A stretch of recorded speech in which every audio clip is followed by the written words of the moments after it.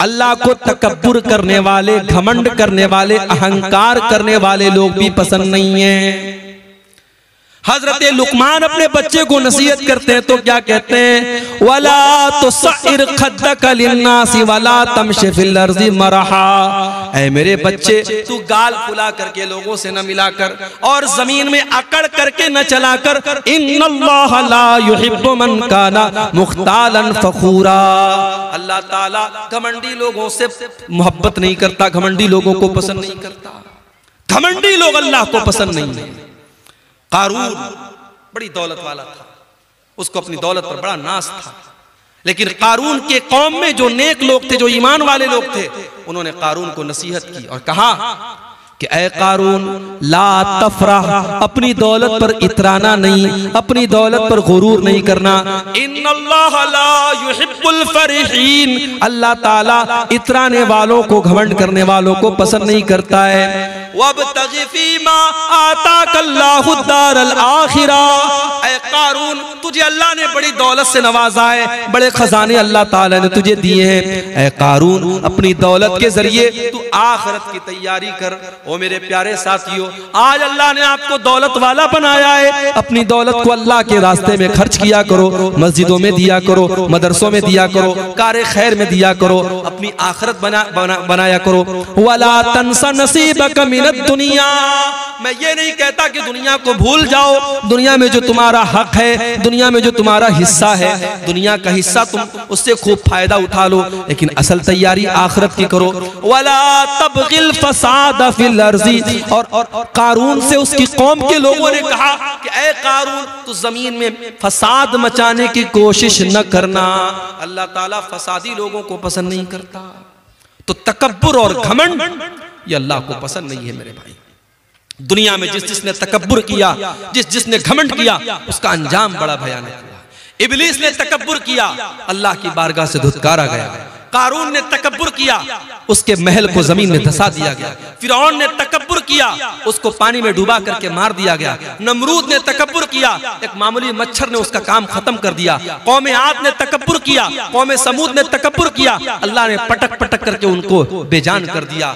मेरे भाइयों, तकब्बुर का अंजाम बड़ा ही भयानक होता है, और तकब्बुर करने वाला और घमंड करने वाला अल्लाह को पसंद नहीं है। अब यहां एक सवाल पैदा होता है, मौलवी साहब ने शेरवानी पहनी है, सामने एक लुंगी वाला आ गया, लुंगी पहने हैं, बनियाइन पहने हैं।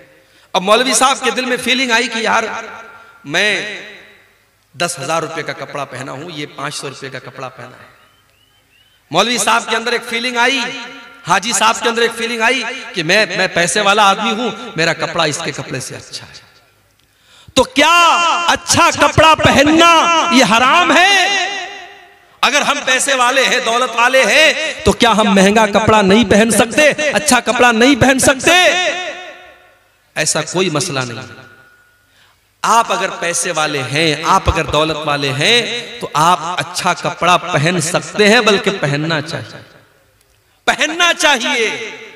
फटा पुराना कपड़ा पहनना ये दीनदारी नहीं है। बहुत से लोग इसको समझते हैं पैसा बहुत है, दौलत बहुत है, लेकिन हमेशा फटा पुराना कपड़ा पहन करके बिल्कुल अजीब व गरीब शक्ल बनाए रहेंगे और कहेंगे साहब पैसा तो है, मगर हमारा इस्लाम ये कहता है कि सिंपल रहो। सिंपल रहना एक अलग चीज है, और अपनी दौलत होने के बावजूद फटा पुराना मैला कुचैला कपड़ा पहनना ये अलग चीज है। अल्लाह के नबी के एक सहाबी आए, अल्लाह के नबी ने देखा कि बड़ी उनके कपड़े बड़े मैले कुचैले हैं। आपने कहा दौलत है तुम्हारे पास, पैसा है तुम्हारे पास? कहा अल्लाह के नबी बहुत दौलत है, इतनी बकरियां हैं मेरे पास, इतने ऊंट है मेरे पास, इतने गुलाम है मेरे पास, बहुत दौलत है, बहुत पैसा है। अल्लाह के नबी ने फरमाया इन आताकल्लाहु मालन फलयुरा असरु निअमतिल्लाहि अलैहि। ऐ मेरे सहाबी, अगर अल्लाह ने तुमको दौलत से नवाजा है तो दौलत का असर तुम्हारे ऊपर जाहिर होना चाहिए। अच्छा कपड़ा पहना करो, अपनी हैसियत के मुताबिक कपड़ा पहना करो। अच्छा कपड़ा पहनना बुरा नहीं है, हाँ अच्छा कपड़ा पहनने के बाद जब घर से निकलो तो जो तुमसे कमजोर कपड़ा पहने हुए है उसको तुम कभी हकीर मत समझना, ये तकब्बुर हो जाएगा। अल्लाह के नबी फरमाते हैं इन्नल्लाह जमीलुन युहिब्बुल जमाल, अल्लाह ताला खूबसूरत है और खूबसूरती को पसंद करता है। अच्छा कपड़ा पहनना ये गुनाह नहीं है, अच्छा जूता पहनना ये गुनाह नहीं है, बल्कि गुनाह क्या है? अल किब्रु बत्रुल हक़ व गम्तुन नास। तकब्बुर ये है, घमंड ये है, इंसान दूसरों को हकीर समझे, दूसरों को मामूली समझे और अपने आप को बड़ा समझे। ये तकब्बुर है मेरे प्यारे साथियों। और मेरे नबी ने और अल्लाह ने तकब्बुर से मना किया है। अल्लाह के नबी ने तो यहां तक फरमाया, ला यदखुलुल जन्नत मन कान फी क़ल्बिही मिस्क़ालु ज़र्रतिन मिनल किब्र। जिसके दिल में जर्रा बराबर भी तकब्बुर होगा, घमंड होगा, अहंकार होगा, वो जन्नत में नहीं जाएगा। इसलिए तकब्बुर से बचो, तवाज़ु, अपने अंदर नरमी पैदा करो, अपने आप को छोटा समझो, लोगों से घुल मिल करके रहो। अल्लाह ताला ऐसे लोगों से मोहब्बत करता है। और जो अपने आप को छोटा बना लेता है, मन तवाज़ा लिल्लाहि रफ़अहुल्लाह, अल्लाह उसको और बुलंदी अता करता है। अल्लाह को एक और चीज बहुत ज्यादा नापसंद है। क्या है वो चीज? वला तुजादिल अनिल लज़ीना यख्तानूना अनफुसहुम। ऐ नबी, ऐ मेरे प्यारे नबी, आप उन लोगों का डिफेंस मत कीजिए, उन लोगों का बचाव मत कीजिए, उन लोगों की तरफ से आप बहस मत कीजिए जो अपने आप के साथ खयानत करते हैं। इन्नल्लाह ला युहिब्बु मन काना खव्वानन असीमा। अल्लाह ताला ऐसे लोगों से मोहब्बत नहीं करता है जो खयानत करने वाले हों। खयानत अल्लाह को पसंद नहीं है। खयानत किसको बोलते हैं भाई? अमानत का उल्टा है खयानत। अमानत यह है कि आपको जो जिम्मेदारी दी जाए, आप उस जिम्मेदारी को सही तरीके से अदा करें। अगर आप टीचर हैं, आपकी जिम्मेदारी बच्चों को पढ़ाना है, पढ़ाने के टाइम आप बच्चों को पढ़ाने के बजाय मोबाइल में लगे हुए हैं, बच्चे शोर मचा रहे हैं, बच्चे किताब पढ़ नहीं रहे और टीचर मोबाइल में लगा हुआ है, ये अमानत के साथ खयानत है। पुलिस का काम क्राइम को रोकना है, पुलिस वाला बजाय क्राइम को रोकने के अगर क्रिमिनल लोगों से रिश्वत लेना शुरू कर दे, अगर वो गुंडों और बदमाशों से टैक्स लेने लगे, उनसे पैसा लेकर के उनको छोड़ने लगे, ये पुलिस के ओहदे के साथ खयानत है। इन्नल्लाह ला युहिब्बु मन काना खव्वानन अज़ीमा। अल्लाह को खयानत करने वाले लोग पसंद नहीं है। इसलिए अमानत में खयानत से बचो मेरे भाई। जो भी अमानत और जो भी जिम्मेदारी आपके कंधे पर डाली गई है, उस जिम्मेदारी को सही तरीके से पूरा करो। हमारे कुछ भाइयों ने हमको बताया, इसी बिहार की सरजमीन पर, इसी झारखंड की सरजमीन पर यह काम भी हो रहा है। एक मस्जिद का 4 बार फोटो लिया जा रहा है और 4 बार सऊदी अरब से उसका पैसा उठाया जा रहा है। एक बार ट्यूबवेल लगाया जा रहा है, एक बार उसको पिंक कलर से पेंट किया जा रहा है, फिर ग्रीन कलर से पेंट किया जा रहा है, फिर लाल कलर से पेंट किया जा रहा है। ट्यूबवेल तो एक बार लगा, लेकिन उसका पैसा 5 बार उठाया जा रहा है। ये 420 ये अल्लाह के दीन के नाम पे हो रही है, सदका खैरात के नाम पे हो रही है, ज़कात के नाम पर हो रही है। मेरे प्यारे साथियों, इस बेईमानी का हिसाब क़यामत के दिन देना पड़ेगा। उन उलमा को भी देना पड़ेगा, उन मशरूआत का काम करने वालों को भी देना पड़ेगा जो आज उम्मत के पैसे के साथ इतनी बड़ी खयानत कर रहे हैं। आज कितनी मस्जिदें जो बाहर से फंड आया 30 लाख का, लेकिन उसमें दिया गया सिर्फ 10 लाख रुपये और मटेरियल को बिल्कुल हल्का कर दिया गया। पता ये चला 5 साल के बाद मस्जिद की छत बैठ गई, 5 साल के बाद मस्जिद की जमीन बैठ गई, 5 साल के बाद मस्जिद की दीवार गिर गई। पैसा आया 30 लाख, लगाया गया 10 लाख और 20 लाख को बीच में से गायब कर दिया गया। मेरे प्यारे साथियों, क्या ये खयानत नहीं है? इन्नल्लाह ला युहिब्बु मन काना खव्वानन असीमा। अल्लाह ताला खयानत करने वालों को पसंद नहीं करता। और एक बात और कहना चाहता हूं, यहां बहुत सारे हमारे बुजुर्ग भाई भी बैठे हैं, औलाद वाले बैठे हैं, हमारी कुछ माएं भी बैठी होंगी। वो माएं हैं जिनकी घर में बेटियां हैं। अगर आप एक बेटी की माँ हैं, अगर आप एक बेटे के बाप हैं, ये बेटे और बेटी भी आपके कंधे पर अल्लाह की अमानत है। अल्लाह ने अगर आपको औलाद दिया है, अल्लाह औलाद के बारे में सवाल करेगा। अल्लाह के नबी फरमाते हैं, कुल्लुकुम राइउन व कुल्लुकुम मसऊलुन अन रइयतिही। ओ लोगों, तुम सब के सब जिम्मेदार हो और तुमसे तुम्हारी जिम्मेदारी के बारे में सवाल किया जाएगा। फर्रजुलु राइन अला अहली बैतिही। इंसान अपने घर वालों का जिम्मेदार है, अपनी फैमिली का जिम्मेदार है, अपने परिवार का जिम्मेदार है और इंसान से उसके परिवार के बारे में सवाल किया जाएगा। वल मरअतु राइयतुन अला बैति ज़ौजिहा। और औरत अपने घर की जिम्मेदार है। शौहर तो नौकरी पे चला गया, शौहर तो दुकान पे चला गया, शौहर तो कारोबार पे चला गया, घर में 24 घंटे रहने वाली तो औरत है, घर में जवान बेटी किससे बातें कर रही है, रात को कहां 2-2 बजे तक मोबाइल पे लगी हुई है, रात को वो कहां जा रही है। आज अगर माँ इस बात की परवाह नहीं करती और बेटी रात रात भर गैर महरमों से चैटिंग कर रही है, कान खोल करके सुन लो मेरी माओ, बेटी तो गुनहगार होगी, बेटी की माँ को भी अल्लाह का हिसाब देना पड़ेगा। इन्नल्लाह ला युहिब्बु मन कान खव्वानन असीमा, अल्लाह ताला को खयानत करने वाले पसंद नहीं है। और आगे बढ़िए, अल्लाह को एक और चीज बहुत नापसंद है और वो चीज है इसराफ, हद से तजावुज करना। या बनी आदम खुज़ू ज़ीनतकुम इंदा कुल्ली मस्जिद, ऐ आदम के बेटो जब तुम मस्जिद में जाया करो, जब तुम नमाज पढ़ने जाया करो तो अपनी जीनत को अपना लिया करो। लोग अक्सर ये सवाल करते हैं, शेख साहब नमाज में टोपी का लगाना कैसा है?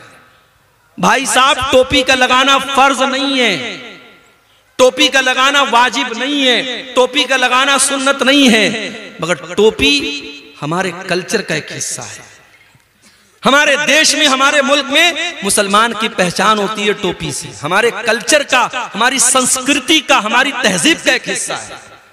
आप शादी में टोपी लगा रहे हैं, आप जनाजे में टोपी लगा रहे हैं और मस्जिद में आप आते हैं तो जानबूझ के आप खुले सर नमाज पढ़ रहे हैं, ये मुनासिब नहीं है। अल्लाह कुरान में कहता है या बनी आदम खुज़ू ज़ीनतकुम इंदा कुल्ली मस्जिद, ऐ बनी आदम, ऐ आदम की औलाद, जब तुम मस्जिद में जाया करो, जब तुम नमाज पढ़ने जाया करो तो अपनी जीनत को अपना लो, ऐसा लिबास पहनो जिस लिबास को पहन करके तुम अच्छे लगो। भाई नमाज तो बनियाइन में भी हो जाएगा, अगर मर्द का नाफ से लेकर के घुटने तक का हिस्सा ढका हुआ है और कंधा ढका हुआ है तो नमाज तो ऐसे भी हो जाएगा, मगर आप बनियाइन पहन के और एक छोटा सा गमछा बांध करके मस्जिद में आए, ये मुनासिब नहीं है। आप उस ड्रेस में आए जो आपकी बेहतरीन ड्रेस है, जिस ड्रेस में आप अच्छे लोगों के पास उठते हैं, बैठते हैं। अल्लाह कह रहा है ऐ आदम की औलाद, जब तुम मस्जिद में आओ तो अपनी जीनत को अपना लो। वकुलू वशरबू, और खूब खाओ खूब पियो, वला तुसरिफू, लेकिन खाने और पीने में हद से तजावुज न करो, इसराफ न करो, फजूल खर्ची न करो। इन्नहु ला युहिब्बुल मुसरिफीन, अल्लाह ताला फजूल खर्ची करने वालों को पसंद नहीं करता। एक मर्तबा मेरा प्रोग्राम था कलकत्ता में, मटिया बुर्ज एक इलाका है, वहां बड़ा अच्छा इलाका है, मुसलमानों की बड़ी आबादी है और माशाअल्लाह सब पैसे वाले लोग हैं, सब बिजनेसमैन लोग। मैं गया, मेरा प्रोग्राम था, तो वहां एक मुसलमान सेठ जी थे। मुझे लोगों ने बताया कि उनकी बेटी की शादी हुई तो उन्होंने 5 करोड़ रुपए का जेवर अपनी बेटी को बना के दिया। 5 करोड़ रुपए का जेवर उन्होंने अपनी बेटी को दिया, ये दिखाने के लिए साहब में बहुत पैसे वाला आदमी। भाई दौलत है तुम्हारे पास, इसका मतलब ये नहीं है कि तुम उसको जहां चाहे और जैसे चाहो उड़ा दो।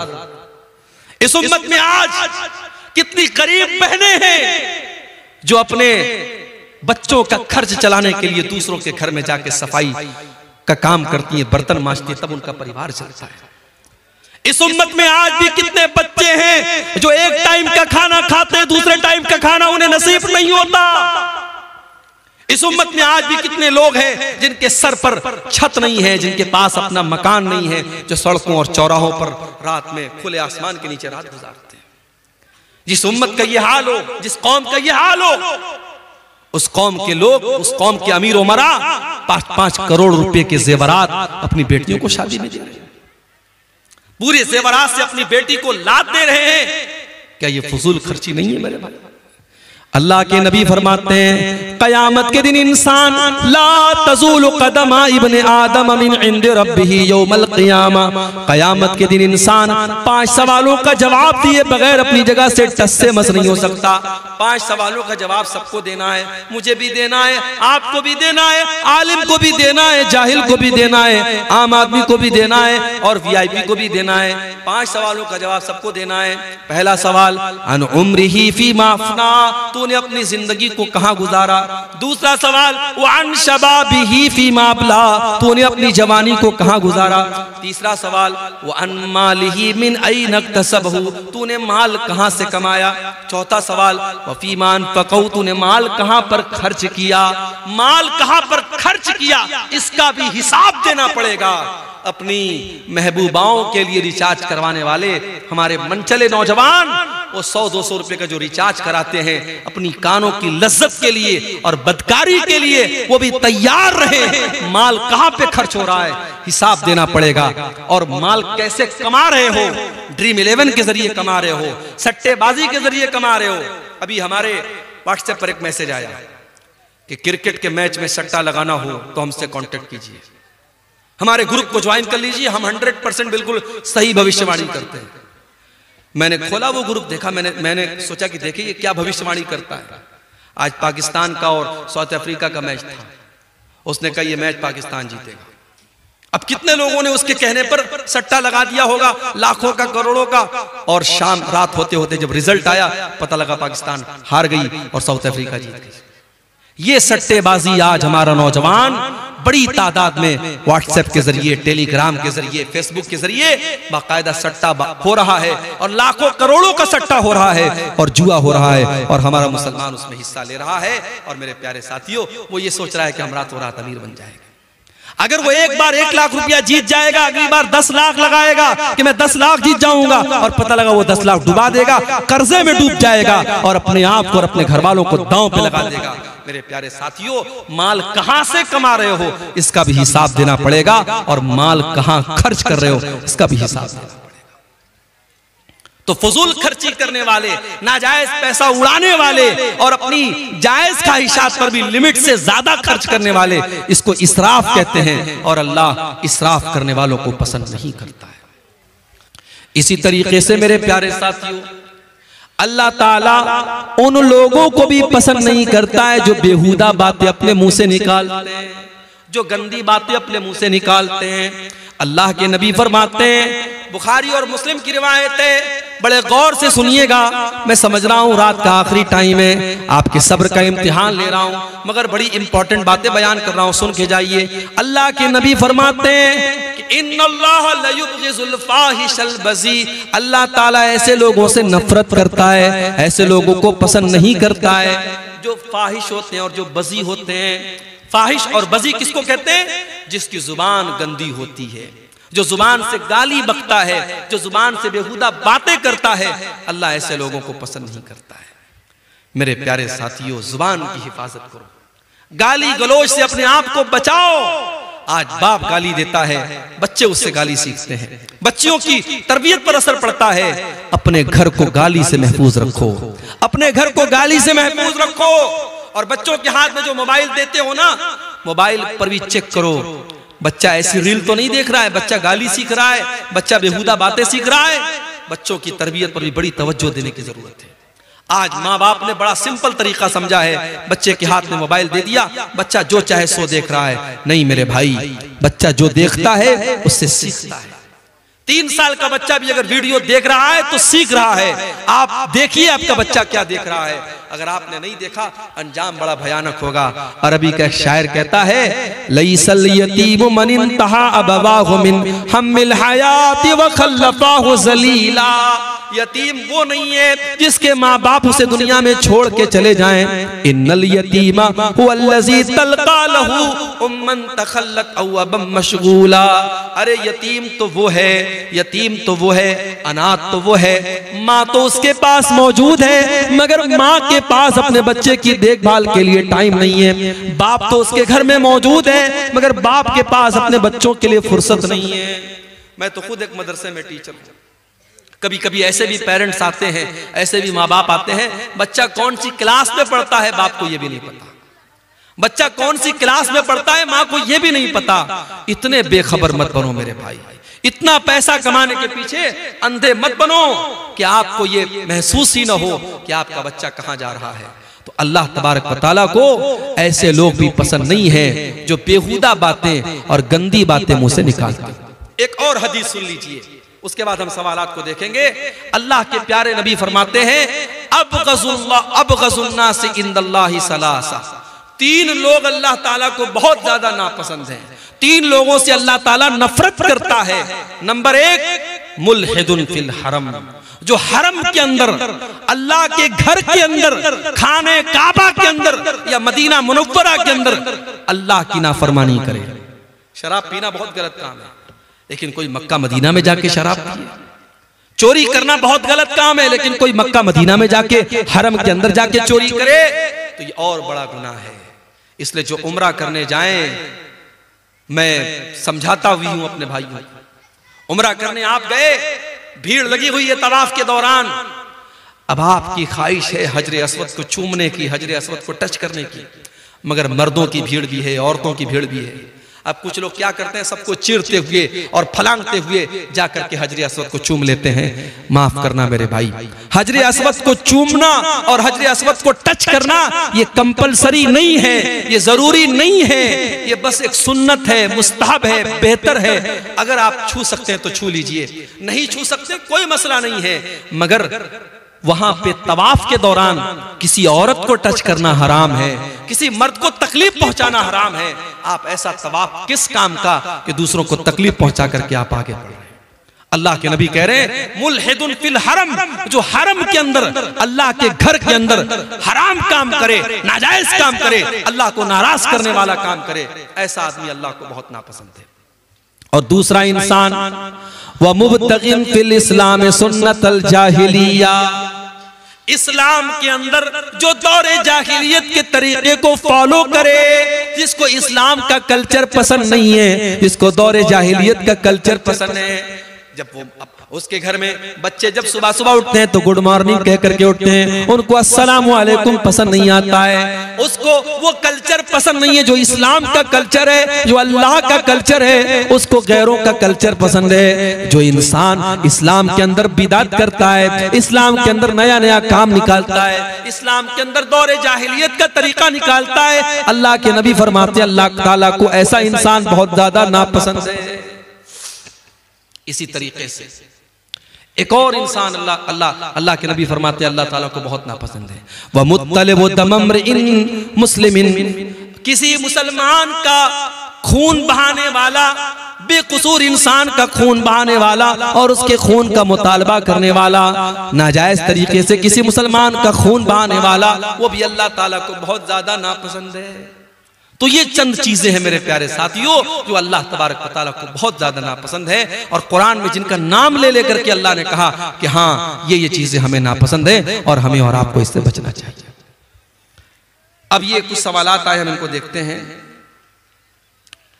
ये एक सवाल आया है कि क्या नमाज की हालत में दाहिने पैर की जुम्बिश से नमाज खराब हो जाती है? देखिए, कोई मामूली जुम्बिश आप करते हैं, मान लीजिए कभी ऐसा हो रहा है कि हम नमाज पढ़ रहे हैं, अब कहीं खुजली हो रही है, हाथ से आपने खुजला दिया, या किसी पाँव में किसी कीड़े ने काट दिया, पाँव से आपने खुजला लिया, उससे कोई हर्ज की बात नहीं। नमाज की हालत में कोई ऐसा काम आप मत कीजिए कि ऐसा लगे कि आप नमाज के बाहर हैं, नमाज के अंदर आप है ही नहीं है। बिल्कुल आप जैसे आपने हाथ बांधा हुआ है, अब हाथ वाथ सब छोड़ छाड़ के आप सर खुजाने लगे, पेट खुजाने लगे, तो ये मुनासिब नहीं है, उससे आपकी नमाज खतरे में पड़ जाएगी। मामूली कोई जुम्बिश हो गई तो उससे कोई हर्ज की बात नहीं है। क्या पैर के नापाकी को धोए बिना वजू शुरू कर सकते हैं? अगर पैर के अंदर नापाकी लगी है तो पहले आप पैर को धोएंगे, आप पहले पैर को धोएंगे। इसी तरीके से जब गुस्ले जनाबत आप करेंगे, जो नापाकी को दूर करने वाला गुस्ल आप करते हैं, उसमें भी शरीयत का मसला यही है कि पहले आप अपनी शर्मगाह पर लगी हुई गंदगी को साफ करेंगे, उसके बाद अपने हाथों को अच्छे से धुलेंगे, फिर आप वजू करेंगे। तो अगर किसी के पैर में गंदगी लगी है तो पहले पैर की गंदगी को धुलेगा, उसके बाद वजू करेगा। और एक सवाल तीसरा आया है कि क्या एक इंसान अपनी बीवी के पिस्तान से फैज़याब हो सकता है? इसके बारे में उलमा की मुख्तलिफ राय है। ज्यादा मुनासिब जो राय है वो यही है कि इंसान को इस चीज से परहेज करना चाहिए और बचना चाहिए, ये मुनासिब नहीं है क्योंकि बच्चे का हक है। वल्लाहु आलम बिस्सवाब। दादा से पहले अगर बाप मर गया तो उसकी औलाद को मिरास से महरूम क्यों करता है? देखिए, शरीयत का एक मसला है कि अगर दादा की जिंदगी में बाप मर गया तो बाप अगर मर गया तो पोता डायरेक्ट अपने दादा की वरासत में हिस्सेदार नहीं होगा। क्यों? क्योंकि अगर दादा की औलाद जिंदा है तो दादा की औलाद की मौजूदगी में औलाद की औलाद वारिस नहीं होती है। यह मसला याद रखिए, दादा की जिंदगी में अगर औलाद जिंदा है तो जो औलाद की औलाद है वो वारिस नहीं होगी। लेकिन मैं एक सवाल करता हूं आपसे, मान लीजिए किसी के 5 लड़के हैं, अब एक लड़का बाप की जिंदगी में मर गया, तो अब जाहिर है उसके बच्चे कहां जाएंगे? उसके बच्चों का क्या कसूर है अगर उनका बाप मर गया, उसकी पहले कोई किसी बहाने से उसकी मौत आ गई? तो इसीलिए उलमा कहते हैं कि शरीयत में वसीयत करने का जो हुक्म है तो वसीयत ऐसी सूरत में करना जरूरी और लाजिम है। दादा को चाहिए कि अपने उस यतीम पोते के हक में अपने जायदाद की 1/3 हिस्से तक की वो जो वसीयत कर सकता है, जो शरीयत में वसीयत करने का ऑप्शन है। अब यहाँ पे वसीयत करना ऑप्शनल नहीं है कि चाहे तो करे चाहे तो ना करे, बल्कि दादा के लिए लाजिम है, जरूरी है कि वो अपने पोते को वो वरासत में वसीयत करे। बाकी अगर डायरेक्ट आप पूछेंगे तो वरासत में हिस्सेदार वो यतीम पोता नहीं होता है। अब यहाँ पे चचा लोगों से भी मैं एक बात कहना चाहूंगा कि जब शरीयत आम यतीम के साथ भलाई करने का हुक्म देती है तो भाई वो तुम्हारे भाई का बच्चा है, तुम्हारा अपना भतीजा है, तुम्हारी इंसानियत कैसे मर जाती है कि तुम अपने उस यतीम भतीजे को उसके बाप दादा की जायदाद से बिल्कुल महरूम कर देते हो। आज बड़े अफसोस के साथ कहना पड़ता है कि शरीयत के इस मसले का बड़ा मिसयूज किया जाता है, और जहां बाप की जिंदगी में किसी बेटे का इंतकाल हो जाता है तो उसके बच्चों को पूरी जायदाद से लोग बेदखल कर देते हैं, और लोग ये नहीं सोचते हैं कि ये कितना बड़ा जुल्म हम कर रहे हैं और उस बच्चे को हम जीते जी उसके हक से महरूम कर रहे हैं। एक सवाल ये आया है कि मेरा बच्चा 10 साल का हो गया है और अब मैं अकीका देना चाहता हूं, क्या मैं दे सकता हूं? बिल्कुल दे सकते हैं। अकीका का सबसे बेहतरीन टाइम 7वें दिन है। अगर 7वें दिन आप किसी वजह से नहीं कर पाए तो उसके बाद आप कभी भी कर सकते हैं, जब भी आपके पास ताकत हो आप कर दें। कोशिश ये कीजिए कि एज सुन एज पॉसिबल, जितनी जल्दी मुमकिन हो कर लीजिए। अगर किसी वजह से नहीं कर पाए, बच्चा 10 साल का हो गया, 20 साल का हो गया, कभी भी आप उसका अकीका कर सकते हैं। लेकिन एक बात अकीका में याद रखिए, बड़े जानवर का अकीका साबित नहीं है। चूंकि आपके यहाँ बड़े जानवर की कुर्बानी होती है और बड़ा जानवर आप शौक से खाते हैं, तो मैं साफ वाज़ेह तौर पे कह दूं कि अकीका में छोटा जानवर, बकरा बकरी भेड़ा भेड़ी, यही आप कर सकते हैं। बड़े जानवर का अकीका साबित नहीं है, इससे हमें और आपको बचना चाहिए। ठीक है, ये एक सवाल आया है, क्या सलातुत तस्बीह की नमाज पढ़ना अल्लाह के नबी से साबित है? इस सवाल का जवाब मैं कई बार दे चुका हूं कि सलातुत तस्बीह की नमाज के बारे में जो हदीस है, उस हदीस के बारे में उलमा के दरमियान आपस में इख्तिलाफ है। कुछ उलमा का कहना है कि सलातुत तस्बीह की जो हदीस है वो सही है, और कुछ उलमा का कहना है कि वो हदीस सही नहीं है। अब जब उलमा ही के दरमियान और मुहद्दिसीन ही के दरमियान इख्तिलाफ है तो हम ये देखेंगे कि ज्यादा मजबूत बात किसकी है। तो ज्यादा मजबूत बात हमें उन उलमा की लग रही है जो ये कहते हैं कि सलातुत तस्बीह की नमाज नहीं पढ़ना चाहिए। उसके बारे में जो हदीस है वो सही नहीं है। क्यों? क्योंकि सनद के एतबार से भी हदीस सही नहीं है, और सलातुत तस्बीह की नमाज का जो तरीका है वो तरीका बिल्कुल हट के है, वो आम नमाजों से बिल्कुल अलग है, और उस पर जो सवाब बयान किया गया है वो सवाब भी बिल्कुल अलग है। इसलिए सलातुत तस्बीह की नमाज नहीं पढ़नी चाहिए। अगर किसी का दिल मुतमईन होता है उन उलमा की तहकीक पर जिन्होंने उसको जायज कहा है तो पढ़ भी सकता है। हमें दलील के एतबार से जो ज्यादा मजबूत बात समझ में आती है वो ये है कि नहीं पढ़ना चाहिए। जो नमाजें ऑलरेडी साबित हैं, जैसे चाश्त की नमाज है, जैसे तहज्जुद की नमाज है, जैसे आम नफिल नमाजें हैं, उनको आप पढ़िए, वो इंशाअल्लाह हमारे लिए काफी है। क्या नमाज जनाजा के बाद इज्तिमाई दुआ करना अल्लाह के नबी सल्लल्लाहु अलैहि वसल्लम से साबित है? जी नहीं, जनाजे की नमाज के बाद कोई दुआ साबित नहीं है। हाँ, मैयत को जनाजे को कब्र में उतारने के बाद, दफन करने के बाद अल्लाह के नबी का हुक्म है कि दुआ करो, दुआ करो, क्योंकि उससे सवाल और जवाब शुरू हो चुका है। दुआ करो कि अल्लाह उसको साबित कदम रखे, उसको सवाल और जवाब में अल्लाह ताला मजबूत रखे। तो वहां पे हम दुआ करेंगे, उसमें भी इज्तिमाई शक्ल नहीं होगी। इज्तिमाई शक्ल का मतलब यह है कि इमाम साहब दुआ करें और बाकी सब लोग आमीन करें, वो मुनासिब नहीं है। हाँ, सब लोग हाथ उठा के अपने अपने तौर पे दुआ करें कि ऐ अल्लाह, ये जो इंसान मरा है और जिसको अभी हमने कब्र में दफनाया है, ऐ अल्लाह तो इसकी मगफरत फरमा दे, इसकी कब्र की मंजिल को आसान कर दे। इस तरीके से आप दुआ करना चाहे तो कर सकते हैं।